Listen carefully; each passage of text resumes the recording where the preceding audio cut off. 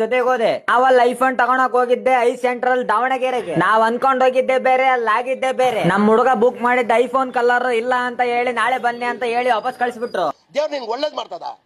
ಬೇಜಾರಲ್ಲಿ ಮನೆಗೆ ವಾಪಸ್ ಹೋಗ್ತಿರ್ಬೇಕಾದ್ರೆ ನಮ್ ಕಣ್ಣಿಗೆ ಬಿದ್ದಿದ್ದೆ ಸಮುದಾಯ ಭವನ. ಬಂದ್ ಕೆಲ್ಸ ಅಂತೂ ಆಗ್ಲಿಲ್ಲ, ಈ ಕೆಲ್ಸನಾದ್ರೂ ಆಗ್ಲಿ ಅಂತ ಒಳಗ್ ನುಗ್ಗೆ ಬಿಟ್ಟು ಅವಾಗ್ಲೇ ಹಂಗೆ ಇವಾಗ ಕೇಳ್ಬೇಕಾ. ಒಳಗ್ ಹೋಗಿದ್ದೆ, ಚೆನ್ನಾಗ್ ಊಟ ಮಾಡಿ ಖುಷಿಯಿಂದ ಮನೆಗೆ ವಾಪಸ್ ಹೋದ್ವಿ. ನೆಕ್ಸ್ಟ್ ಡೇ ಫೋನ್ ತರಕ್ಕೆ ಅಂತ ಮತ್ತೆ ಹೋದ್ವಿ.